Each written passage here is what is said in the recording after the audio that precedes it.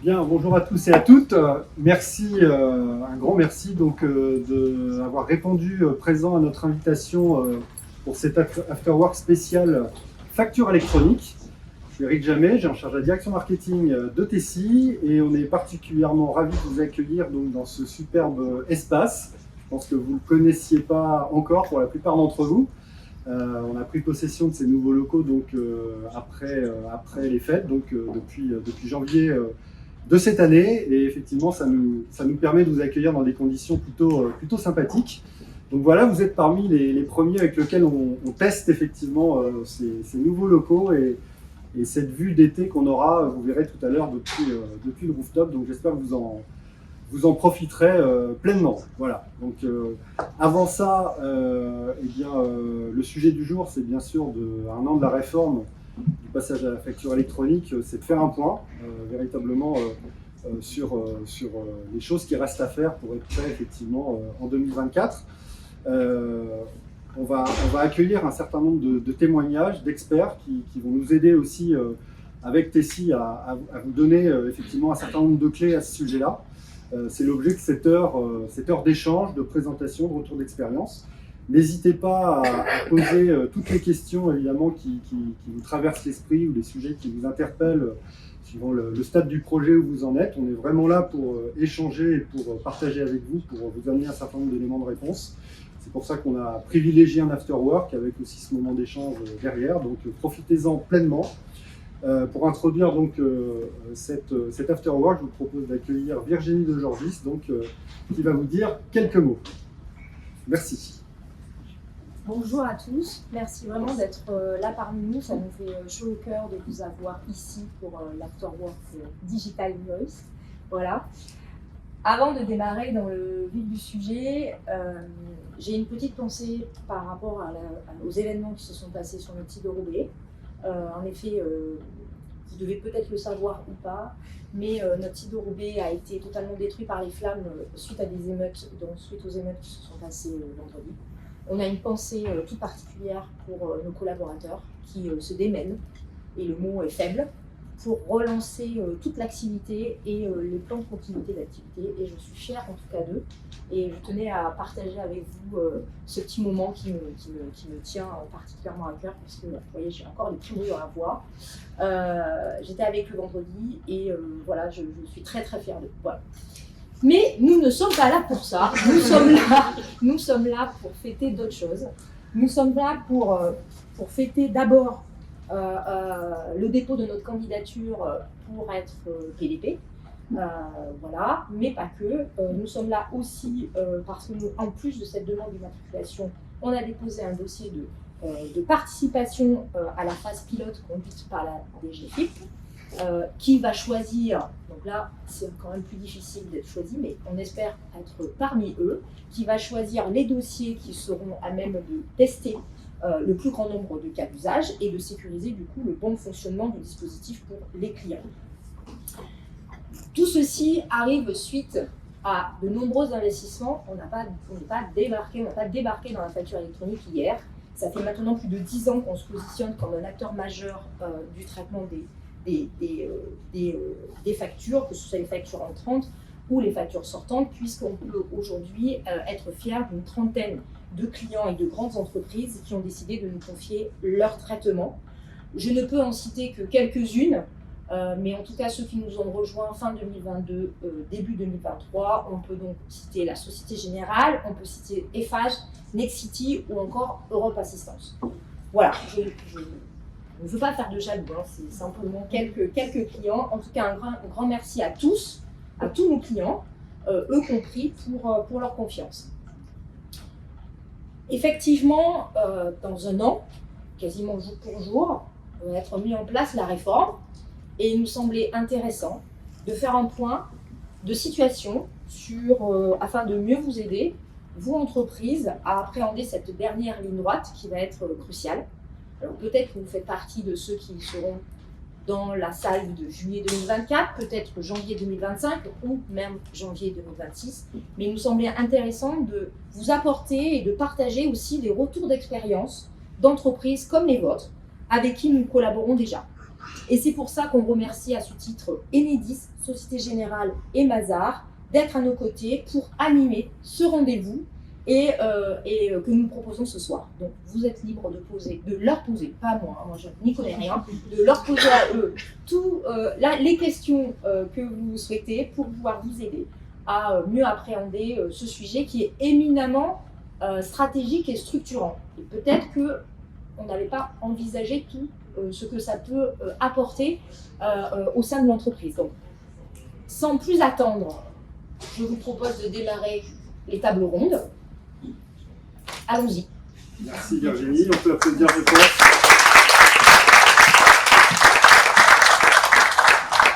Bien donc, sans transition, on va accueillir d'abord David Dogimon, donc de la société Mazars. Vous demandez de venir nous rejoindre, prendre place, David. Valérie De Cotignis et Céline Kozakievic. Excusez-moi pour le petit écorchage. Donc d'Enedis. Ensuite, on va accueillir Imen Delibi et Jennifer Kirev de la Société Générale. J'oubliais bien sûr Guillaume Ruel, évidemment, de la société Tessie. Bien. Dans un premier temps, peut-être on va faire un petit tour de table rapide, pour permettre de vous présenter un petit peu, donner vos responsabilités, vos fonctions au sein de vos entreprises. On commence peut-être. Oui, donc Jennifer Hervé, je travaille à la Société Générale en tant que chef produit paiement. Et je suis plus particulièrement en charge du projet e-invoicing qu'on souhaite développer à la Société Générale pour nos clients. Imen Delibi, donc je suis aussi à la Société Générale et je suis en charge de l'Open Banking Payment. Si je travaille sur ce beau projet qui est une plateforme d'invoicing dont on parlera. Donc Valérie De Cotigny, donc moi je travaille chez Enedis, donc dans la structure, donc l'opérateur comptable national Enedis. Et j'ai en charge tout le domaine fournisseur, donc en fait le traitement des factures fournisseurs et le paiement de nos fournisseurs côté Enedis, donc sur les factures entrantes. Céline Kozakievic, je travaille aussi chez Enedis, au sein de l'opérateur commun comptable, qui n'est plus commun d'ailleurs. Je suis en charge donc, de la production de la facturation entrante. Et notamment, je suis sur le projet facturation électronique qui nous occupe aujourd'hui. Donc David Dogimon, bonjour à tous. Donc, je fais partie du cabinet Mazars, je suis associé dans la partie expertise comptable conseil. Donc il y a audit, expertise comptable, je suis partie de l'expertise comptable conseil. Et je porte l'offre sur la facturation électronique pour accompagner les entreprises dans leur transformation digitale avec un avocat fiscaliste qui s'appelle Raphaël Marie, qui n'est pas à mes côtés. J'arriverai à savoir un petit peu ce qu'il fait, parce qu'on travaille tout ensemble. Je devrais arriver à répondre à quelques-unes de vos questions sur ce sujet-là. Bien, parfait. En tout cas, encore un merci d'être là. Juste un petit côté pratique, je vous demanderai de peut-être faire un petit effort pour élever la voix, de façon à ce qu'on vous entende bien. Et puis par ailleurs, on a, comme vous le voyez, un petit enregistrement qui nous permettra de récupérer aussi. Et je me permets, et ceux qui veulent venir au premier rang peuvent éventuellement. Ça nous aiderait pour la voix. Allez, Certainement un peu perdu. N'hésitez pas. Ah là c'est. Allez-y, venez.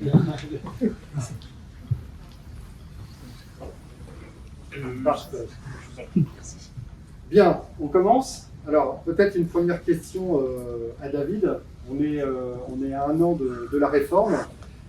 Quel constat on peut faire aujourd'hui quant au niveau de maturité, au niveau d'avancement des entreprises vis-à-vis justement de ce projet de leur mise en conformité d'ici 2024 ? Comme on l'a dit, il y a 3 vagues. 2024 pour les grosses entreprises, les moyennes qui seront sur janvier 2025 pour la partie émission et janvier 2026 pour les petites.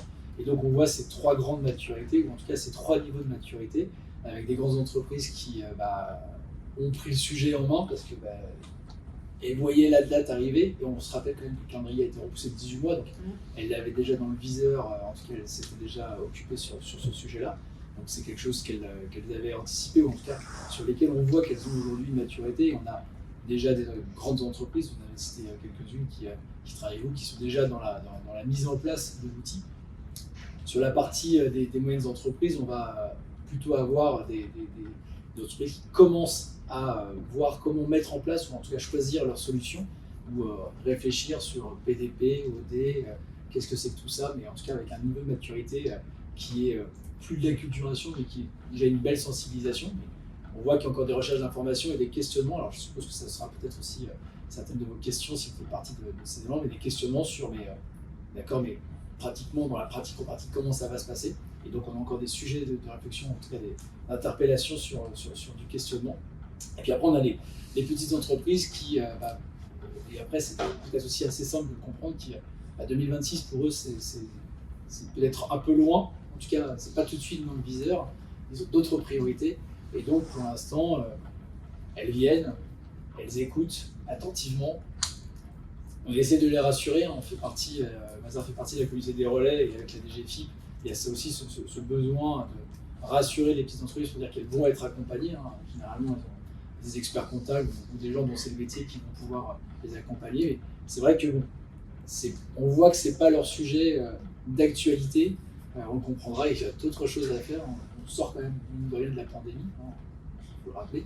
Et donc ces entreprises-là sont aujourd'hui pas dans ce questionnement sur ce sujet et c'est pas une priorité.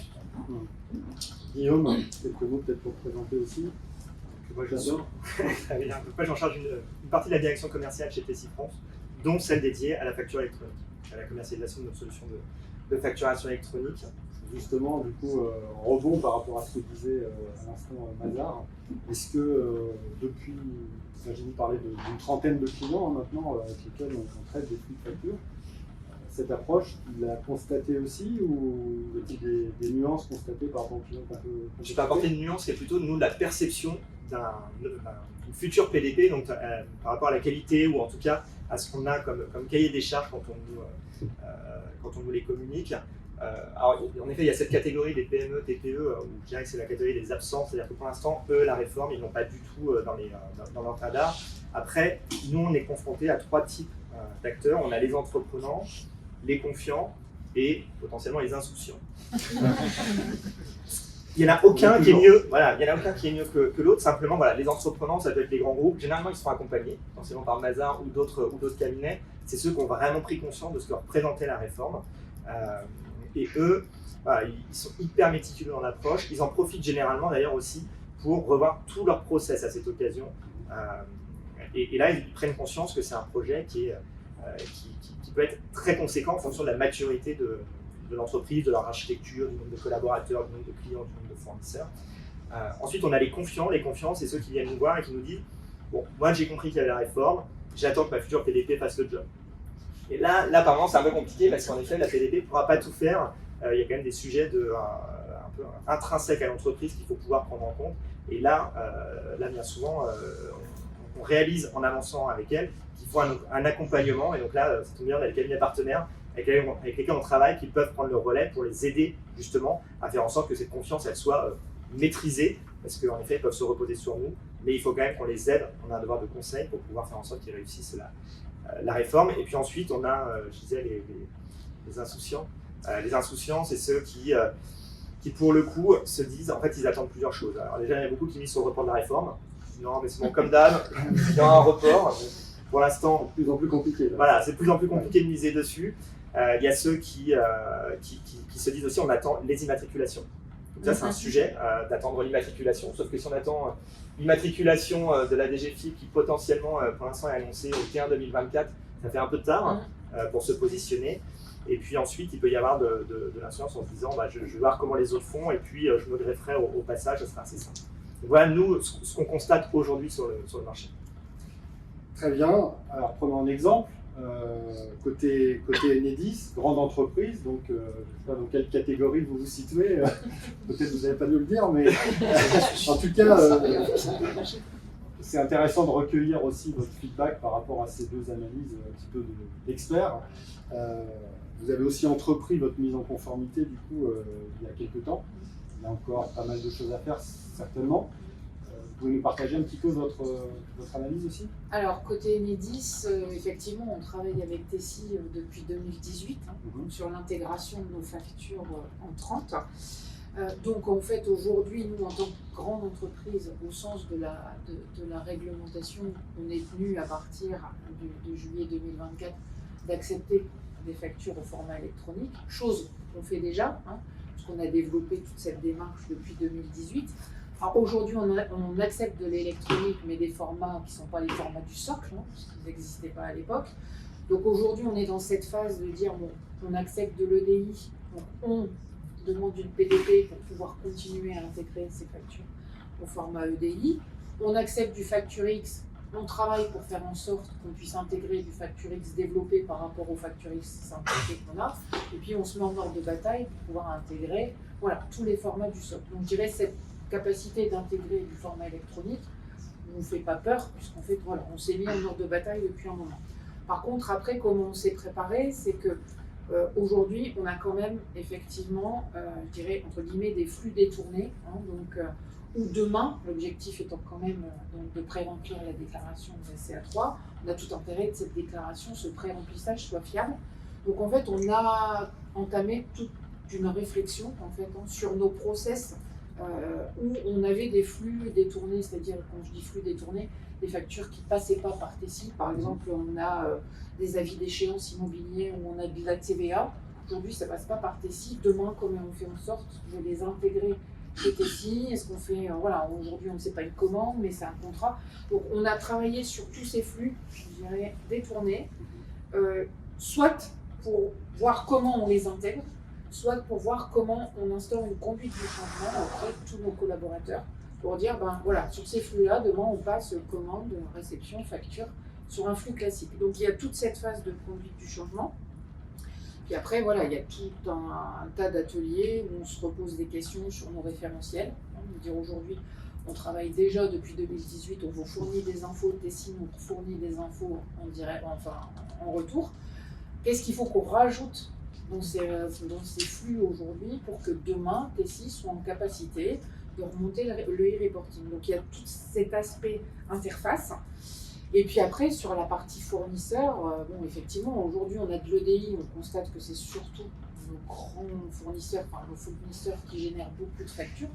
Donc on a une démarche un peu proactive auprès de nos fournisseurs, où on en a quand même encore qui nous envoient du papier. Hein, donc on analyse, nous, les volumes de factures papier encore émises, et on a une stratégie en fait proactive de les contacter.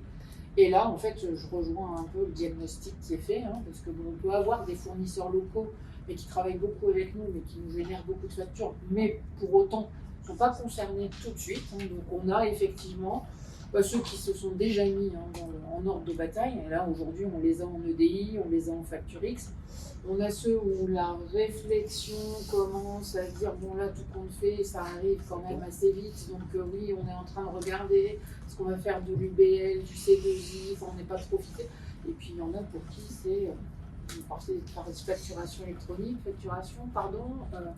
voit qu'ils ne sont pas du tout encore dans la démarche.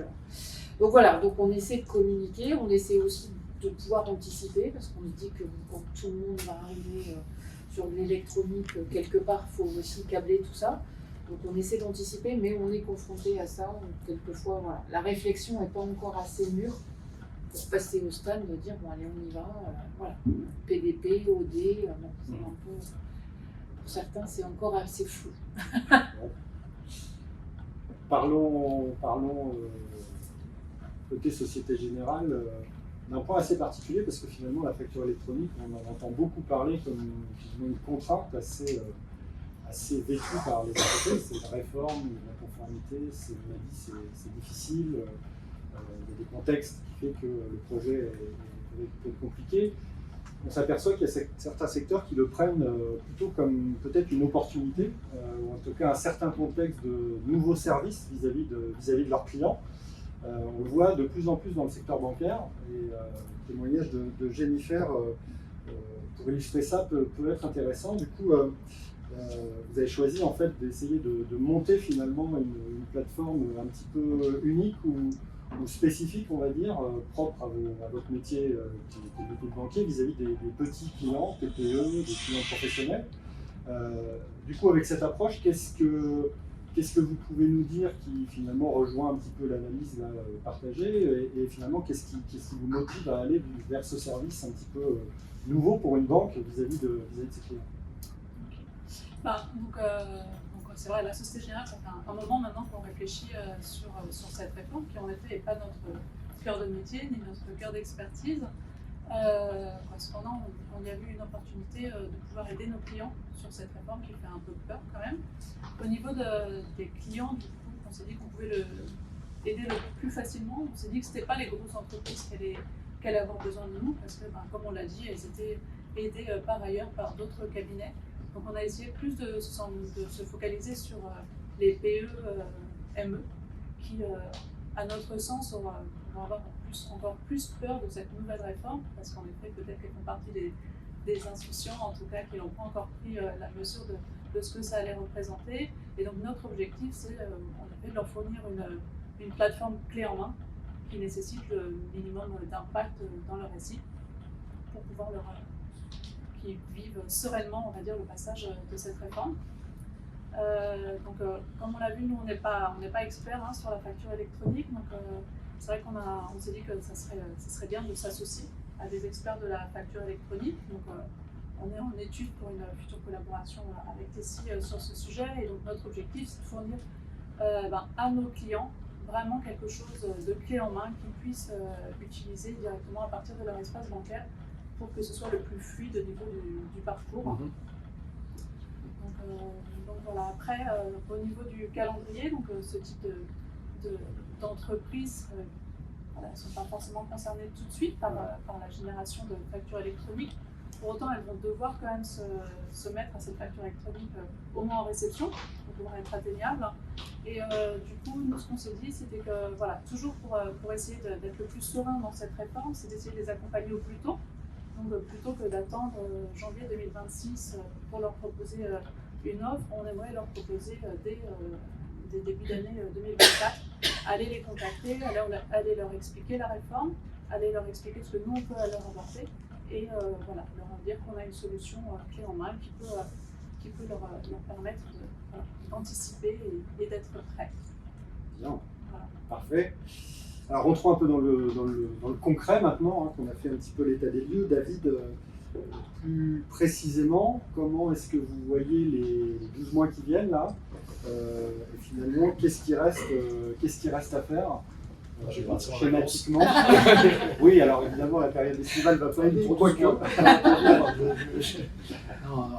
elle va être intense. La période va être intense parce que, je m'excuse un peu pour la voir, elle va descendre de plus en plus, mais elle va être intense cette période parce que on vient de dire qu'il y a des grandes entreprises qui sont déjà dans le changement et qui monopolisent quand même un certain nombre d'éditeurs, un certain nombre de consultants. Et puis on voit les autres qui arrivent. Alors on avait dit attention, il va y avoir une vague, c'est-à-dire qu'en fait c'est quelque chose qui concerne toutes les entreprises. Sur la partie entrante, toutes les entreprises vont être concernées au 1er juillet 2024. Faites attention quand même. Et il y a ce sujet-là. Et puis c'est un peu on crie au loup, les gens disent non, on a le temps, peut-être que ça va encore être décalé, peut-être qu'il va encore y avoir des sujets. Oui, même s'il y a encore un décalage, peut-être, on ne sait jamais, mais quand même là, il va falloir y aller, et puis il ne va pas y avoir du temps. Donc oui, on a les retardataires qui arrivent et aujourd'hui qui disent moi, on m'a dit qu'il me fallait une solution pour traiter l'entrant. Donc il faut la mettre maintenant dans mon système IT. Ça va être un peu compliqué quand même, parce qu'on leur explique que c'est pas juste un sujet IT, c'est pas juste du plug and play. Et il y a quelques questions fiscales, puis il y a quelques flux qui jusqu'à présent passaient pas forcément dans les outils, ou dont ils n'avaient pas la connaissance. Donc il faut faire un petit état des lieux, ça se fait pas en claquant des doigts.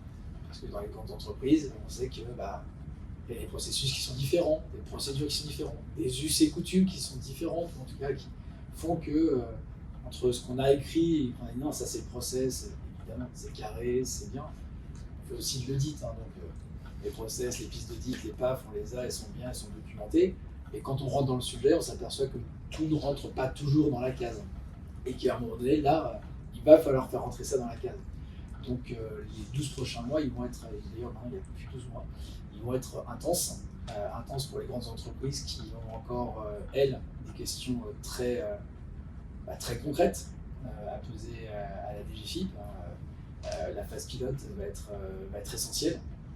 Vous l'avez dit, hein, il y a entre janvier et juin cette phase pilote qui va permettre aux grandes entreprises d'avoir non seulement les réponses, mais de tester aussi le côté pragmatique, parce que c'est bien de dire si ça va fonctionner comme ça, mais entre le si ça va fonctionner comme ça et la vraie vie, il y a toujours un petit décalage, et cette phase pilote, elle va permettre de voir ce petit décalage. Et donc, les grandes entreprises, elles sont là maintenant, elles sont dans, concrètement, moi j'ai ce cas-là, je le traite comment demain? Parce que pour l'instant, je le traitais, mais voilà, c'était un cas qui passait dans la masse, ça se voyait pas, et puis il n'y avait pas forcément un impact TVA, donc pas forcément significatif et pas forcément prioritaire sur le traitement. Sauf que demain, il faut quand même le faire rentrer dans la case. Que même s'il n'a pas d'impact TVA, même s'il n'y a pas une volonté de frauder, même s'il y avait des dérogations, parce qu'il y avait aussi ça, hein, des entreprises qui avaient des dérogations sur certains de leurs services, certaines de leurs prestations, demain ça passe comment? Qu'est-ce qu'on met dans les cases, comment on rentre? Et puis les moyennes entreprises qui sont dans le choix de PDP, qu'est-ce que je branche comme intervention? Et puis on leur dit PDP, ED, ça se débat, quels sont les services que vous voulez prendre avec cette solution, quels sont les services que vous avez déjà, parce qu'il faut que ça s'incorpore. Donc là aussi, il faut regarder, il faut faire en sorte que, au-delà de l'incorporation, ça ne vienne pas casser le beau Tetris qui avait été mis en place jusqu'à présent. Et puis, sur les titres qui commencent à voir que ça arrive, et qui disaient ça, émission. Je me lève ou je Vous êtes dur avec moi, il y avait des places. On les a. Et à qui disait on est sur la partie émission et donc ça sera qu'en 2026, et se rendre compte qu'en effet, réception, juillet 2024, c'est maintenant, et qu'il faut choisir un moyen pour recevoir ces factures, parce qu'on n'est pas en train de parler d'un bout de papier qu'on va traiter un petit peu comme on le souhaite. Et puis vous l'avez dit, derrière ce traitement, il va y avoir des impacts, c'est-à-dire que la déclaration de TVA qui sera poussée sur 2026, quand on lit les textes, quand on comprend les textes, quand on regarde un petit peu ce qui est écrit, on s'aperçoit que si demain le fournisseur ne dit pas que la facture elle est payée, c'est pas vous qui déclarez ce que vous avez payé et qui déduisez votre TVA, ça sera bien le fournisseur qui vous permettra d'avoir cette déductibilité. Donc là, quand on commence à expliquer un petit peu ça, les impressions, c'est pas la même. Et puis le dernier point, j'en finirai là, pour laisser la place aussi à la question. Mais le dernier point, c'est les entreprises qui se disent 2026, mais j'ai des grands acteurs qui eux me disent mais moi 2024-2026, je ne vais pas traiter pendant 18 mois 5 sortes de flux avec du papier, du PDF, du post-it ou des choses de ce type-là. Moi, je veux que vous rentriez dans les cases. Et qui commencent à lancer des appels d'offres où ils disent vous serez nos fournisseurs. À partir de juillet 2024, vous nous adresserez des factures sous un format qui va bien. Et donc, on s'aperçoit que ces entreprises, notamment les petites, qu'on n'avait pas, commencent à venir et disent on parle de facturation électronique, moi je vais pouvoir en émettre de la facturation électronique, c'est mon fichier Excel. Là, on rentre dans la facturation de non, ce n'est pas le fichier Excel, ça ne suffira pas, et le Word encore moins. Et donc, il faudra être en capacité de les mettre. Et on voit bien que dans le tissu économique, même si toutes ces petites entreprises, elles travaillent généralement avec une grosse, et on le sait bien, quand les gros demandent et que c'est des gros clients, vous êtes plutôt enclin à vouloir y répondre. Par exemple, Mazars, je pense qu'on ne va pas attendre janvier 2025 pour passer à la facturation électronique. Comme ça. Je pense qu'on sera prêt au 1er juillet 2024 pour émettre aussi des factures sous forme électronique. Merci. Parlons un peu de Tessie, Guillaume. Virginie a effectivement annoncé ce qu'on a annoncé dans la presse la semaine dernière. Donc on prend des options, on est là pour amener des réponses. Et du coup, comment on se prépare par rapport à cette politique PDP notamment, mais aussi plus largement à accompagner tous ces enjeux qui viennent d'être cités. On a déjà commencé quand même bien entendu à se préparer depuis un certain nombre de mois et même quelques années. Alors, après, je suis un amateur de sport, je prends l'analogie du sport, mais on peut se dire que le flux qui arrivera en mode PDP, on peut le comparer à la Ligue des Champions. Et donc on se prépare pour jouer dans cette catégorie. Donc ça passe déjà par du recrutement qui va permettre de structurer de structurer le Club. club. C'est le mercato là. Voilà. Et ben, on en parlait avec certains justement, on a eu pas mal de profils qui nous ont rejoints. Les équipes, en effet, en l'espace de 3 ans, ont quand même été considérablement densifiées pour pouvoir être prêts justement sur de la phase qu'on est en train de vivre. Donc quand je dis structuré, typiquement c'est l'annonce qu'a fait Virginie, et ça passe par l'immatriculation, ça passe par l'architecture qui est capable d'accueillir un nombre de factures et quand même qui n'a rien à voir avec ce que l'on avait vécu, et puis surtout avec des attentes hyper importantes aussi. On est proche du temps réel sur ce qui est attendu par les clients. Donc voilà, donc il y a toute la structure à faire, et après il y a la phase d'entraînement. La phase d'entraînement qui a été entamée il y a quelques temps. La phase d'entraînement, elle consiste vraiment à être prêt à ce qu'évoquait David, c'est-à-dire à être prêt à prendre les projets qui arrivent de manière importante depuis le début de l'année, et donc de faire en sorte que nos équipes soient vraiment en capacité de traiter rapidement les projets, puisqu'on est attendu au tournant, et en plus dans une complexité qui est la complexité réglementaire, c'est-à-dire que tout n'est pas encore sec, donc ce qui complexifie les phases d'entraînement. Donc on imagine des scénarios pour pouvoir s'entraîner en conditions réelles, et c'est vrai que la phase pilote, elle est particulièrement structurante de ce côté-là, parce que c'est la phase pilote qui est évoquée par la DGFiP, c'est vraiment de l'expérimentation en données de production, pour pouvoir s'entraîner en situation réelle. Donc, voilà, donc cette phase, elle est importante. Et donc nous, on cherche aussi à industrialiser au maximum. Il y a 2 sujets que je vais prendre pour illustrer ces phases d'entraînement. Il y a la partie EDI, on en parlait ce matin en rendez-vous avec j'espère un futur client, mais sur le fait que l'EDI, par exemple, Enedis est bien placé pour le savoir, mais quand on faisait des EDI il y a 3 ans, 4 ans, ça demandait généralement la durée de déploiement d'un EDI, c'était aux alentours de 4 à 6 mois. 6 mois. 6 mois. 6 mois. 6 mois. Et aujourd'hui, on est en démarche pour pouvoir traiter des flux EDI en l'espace de 2 mois, 2 mois et demi, ce qui semble, peut-être notre interlocuteur ce matin nous disait non, mais c'est impossible. Appeler Nexity, appeler FH, appeler certains clients pour en fait vous rendre compte que si en fait on y arrive, et parce qu'on s'est entraîné, on s'est structuré pour pouvoir le faire. Et l'entraînement, c'est aussi, j'évoquais les conditions, essayer de simuler des cas réels. Aujourd'hui, il y a un cas qui nous tient tout particulièrement à cœur, qui est l'affacturage. Typiquement, pour s'entraîner, on va au contact aussi de la FNFE, des groupes de travail, de la DGFiP, pour pouvoir porter ces sujets-là et donner des réponses, parce que nos clients ont besoin aussi de s'entraîner, donc ils ont besoin de savoir quel est l'atterrissage. Et donc là-dessus, il y a certains sujets sur lesquels on s'est vraiment emparé complètement des tenants et des aboutissants, pour pouvoir accompagner nos clients dans ce sujet de mise en conformité et faire en sorte de les maîtriser pour que on soit capable de relayer. On est un membre relais de la DGFiP. Donc nous, on considère qu'au-delà de la techno, on a un devoir de conseil qui est important, qui nous tient tout particulièrement à cœur. Donc c'est clair que ça représente un coût, mais c'est un coût qui, pour nous, est indispensable pour pouvoir réussir à jouer le match, à les gagner. Et donc gagner le match, pour nous, ça consiste à assurer la mise en conformité en mode PDP. Et puis, gagner le match, c'est aussi pour nous assurer la satisfaction de nos clients. Il y a le score et il y a la manière. Très belle illustration.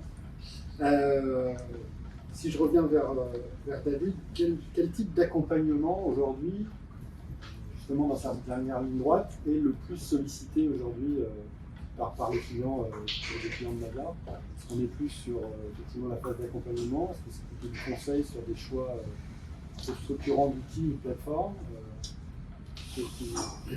Qu'est-ce qu'on vient chercher aujourd'hui? Qu'est-ce qu'on vient chercher? Plein de choses, plein de réponses. Déjà des réponses, ce qu'on vient chercher, ça va dépendre de la taille. C'est-à-dire que quand on est une grande entreprise, forcément, on vient chercher non seulement des réponses, mais on vient chercher aussi la compréhension de comment ça va s'imbriquer dans mon système sans trop le casser. Parce que j'ai quand même mis du temps pour le faire. Donc si on commence à me dire que ça a tout désossé, ça a tout déstructuré et que ça ne va pas m'aider, je veux vraiment comprendre, bien savoir, être bien sensible et pouvoir sensibiliser mes équipes sur ça va être quoi les impacts. L'objectif, c'est, parce qu'au départ on disait cette réforme-là, c'est plutôt pour être bien, pour faire que la déclaration soit mieux, pour lutter contre la fraude. C'est bien aussi, contribuable, c'est bien pour lutter contre la fraude. C'est pour rendre les entreprises plus compétitives, parce que le coût de la facture papier est plus cher. Donc, on était plutôt sur des choses qui sont bienveillantes, mais maintenant il faut la mettre en place et tout ça reste dans ce caractère bienveillant. Et donc les grandes entreprises regardent ça. Donc elles viennent chercher auprès des cabinets, auprès des conseils, cet accompagnement et cette mise en place dans l'implémentation de l'outil. Quand on va descendre sur les autres tailles, on va plutôt être dans le diagnostic, dans l'état des lieux. Parce que ils sont aussi sur une maturité qui est différente. Et donc là, on est plus dans le OK. Avant de mettre l'outil, j'ai besoin de comprendre quels vont être les impacts pour moi, qu'est-ce que moi je vais mettre? Est-ce qu'aujourd'hui je suis bien concerné et comment je le suis? Et donc il y a cette phase d'état des lieux, quels sont mes flux, on parle d'e-reporting ici, j'ai besoin de comprendre le cycle de vie, j'ai besoin de comprendre, il y a des cas d'usage, j'ai besoin de comprendre, j'ai besoin de savoir comment ça va. Et puis les petites, elles viennent chercher entre les petites. C'est pas bien grave, mais celles qui aujourd'hui sont moins structurées, qui sont plutôt concernées, qu'on disait, qui peut-être sont moins attentives aujourd'hui, quand elles viennent nous interroger, elles viennent chercher ce caractère rassurant de dire on est d'accord que c'est vous qui vous en occupez, que moi je reste sur mon cours de métier et que j'ai rien à faire. Même si on leur dit non, ça va pas se passer comme ça, parce qu'en effet, il va falloir changer sur le process, sur le mode commercial, la discussion que vous allez pouvoir avoir, ou même faire en sorte que ça vous permette d'être non seulement plus compétitif, mais aussi d'aller voir peut-être des structures pour leur expliquer que vous êtes déjà avec des outils qui aujourd'hui sont innovants, en tout cas qui vous permettent d'être réactifs, de suivre la facture, parce que c'est aussi un point, ça va apporter quand même un certain nombre de contrôles sur une partie de cette vie de la facture.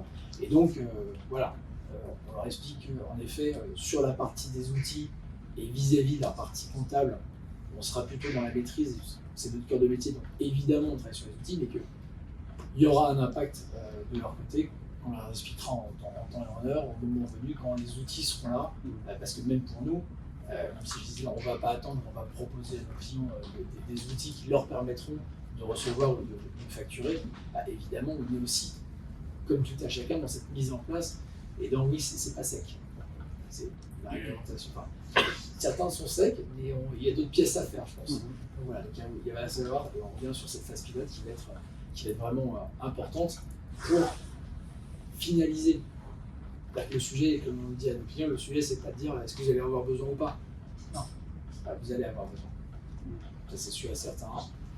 Ça va passer, il y a un moment donné, il faudra être en capacité de regarder les versions de TVA, il faudra être en capacité de recevoir. Et après, comment sur quelqu'un, il faut y aller et il ne faut pas trop attendre. Côté Société Générale, Imen, votre analyse sur finalement les conditions de succès du choix de cette plateforme PDP pour accompagner vos clients, ce serait lesquels? On l'a évoqué tout à l'heure, c'est le planning. Bon, ça, c'est comme contrainte là pour tout le monde. Donc, nous, effectivement, c'est d'abord être là au rendez-vous. Pour l'évoquer Jennifer, notre objectif, c'est de sortir notre offre début 2024. Donc, ça, c'est vraiment le premier facteur clé de succès. Et après, le deuxième facteur clé, c'est que ça répond aux attentes de nos clients. Nous, on est sur la TPE, l'AME. Donc, effectivement, on est plus sur la simplicité et l'intégration, sur une solution clé en main, facile à comprendre, facile à appréhender et qui ne casse pas le SI justement du client. Donc là, ça c'est aussi c'est une attente forte de nos clients. Et le dernier facteur clé de succès pour nous en tant que banque, c'est d'aller au-delà de la facturation électronique. Parce que la facturation électronique, bon, certes, c'est important, ça permettra de répondre et de cocher une case réglementaire. Mais l'idée, c'est d'enrichir cette plateforme à terme avec des services viendront finalement compléter le cycle, donc l'histoire de la facture, donc que ce soit du paiement, du financement, de la facturage, vous l'évoquez, donc on travaille justement avec notre filiale SGF, SG Factoring, pour faire des liens avec tous ces services et que demain le client il a une plateforme riche qui fait de la facturation électronique, mais pas que. Et donc ça, c'est un vrai objectif pour nous à atteindre pour vraiment être là, accompagné sur tout le cycle du client. Je terminerai avec une dernière question. Pour Enedis, vous avez confié ces flux de flux entrants à Tessie. On est partenaire depuis un certain temps, comme on l'a dit.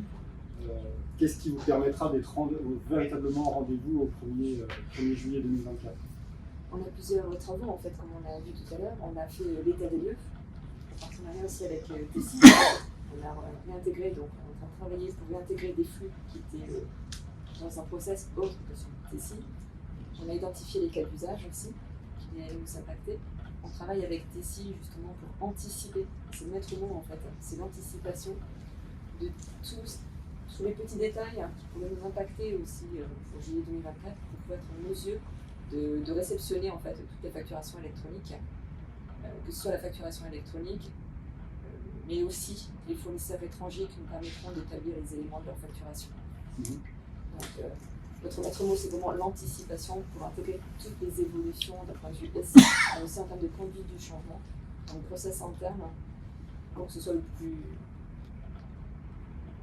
Gérer de la manière la plus sereine possible, je dirais. Très bien. Merci pour votre intervention. On va peut-être juste conclure avant d'ouvrir le débat. Si vous aviez chacun un conseil, en espérant que du coup à 6, on ait couvert le champ des conseils qu'on pourrait donner, ce serait lequel pour effectivement permettre à nos interlocuteurs de repartir avec finalement une feuille de route qui les aide finalement dans ces 12 mois qui viennent. Guillaume. Moi, ça va être assez simple quand même. Hein. Je suis au commerce, moi j'ai envie de dire, faites le bon choix. Choisissez-nous aussi. Alors, faites le bon choix, mais moi, je pense que c'est surtout de faire des choix. Je pense que ça c'est important. Il n'y a rien de pire que l'indécision. À un moment donné, il faut se lancer. On sait, hein, et c'est vrai que c'était un des sujets qu'on a longtemps évoqué avec Enedis, c'est de dire on est parti pour une année de galère, mais une année qui ne sera pas simple, on dit, et quand aussi évoque le fait d'anticiper, en fait, la réforme, les conditions d'application de la réforme font qu'on sait d'ores et déjà que ça va être compliqué, et là-dessus, ça nécessite par contre beaucoup de proximité. Donc, dans le sujet d'anticipation, il y a quand même de la proximité, de fonctionner de manière transparente avec nos clients, et d'avancer. Je pense vraiment être en mouvement, de décider. Et puis après, on est dans une boîte agile, hein, donc on arrivera à réorienter les sujets. Mais voilà, il faut vraiment avancer. Avancer, faire un choix. Notre conseil Nous, il faut saisir l'opportunité parce que par rapport aux clients, c'est qu'on voit qu'il y a pas mal de problématiques autour de la facture, que ce soit en termes de réconciliation, en termes d'usage de nous en tant que banquier, on le voit, les paiements un peu qui sont coûteux aujourd'hui sur par exemple l'usage des chèques et tout ça. Donc si on peut en profiter de cette réglementation pour in fine fluidifier et digitaliser les processus de bout en bout, allons-y. Vraiment, c'est le moment. Il faut en profiter. Donc c'est aussi un champ d'opportunité. C'est clair. Moi je dirais pas se laisser dépasser en fait, parce qu'effectivement quand il y a des échéances comme ça qui paraissent un peu lointaines, nous on travaille sur le sujet depuis un moment et pourtant on avait pris aussi, je dirais, une longueur d'avance, on travaille avec Tessie depuis un moment et pour autant le temps passe vite en fait. Donc voilà, il y a certains aspects où voilà, quand on lit les specs, on se dit bon, ça va, mais bon, quand on creuse, voilà, c'est surtout ne pas passer à côté de quelque chose. En fait, nous aussi, on a à prévoir des évolutions ici, ça ne se fait pas du jour au lendemain. Et donc c'est toute cette phase d'anticipation, comme le disait Céline. Et voilà, avec un timing comme ça, on a tendance à se dire, bon, on a le temps, voilà, pour les fournisseurs, de se dire, bon, juillet 2026 pour les plus tardifs, ça arrive quand même assez vite. Dernier mot. Je vais te rejoindre, ne perdez pas de temps. Voilà, c'est pour pouvoir anticiper, faire le bon choix, avoir une belle vision, un bel état des lieux. Ne perdez pas de temps parce que moins il y a de temps, moins on a le temps de prendre du recul et de faire son choix, ou en tout cas d'arbitrer les choix. Et on voit déjà qu'il y aura des arbitrages à faire et donc soyez maître de votre destin. Pas de temps. Très bien, écoutez, merci à tous les 6.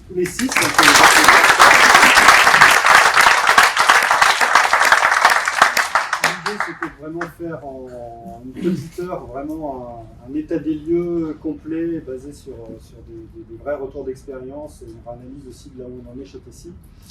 On vous donne la parole du coup, profitez-en effectivement pour peut-être échanger aussi sur des points de détail qu'on n'aurait pas abordés potentiellement ou au contraire des précisions que vous souhaiteriez que nos clients, que Tessie vous amène.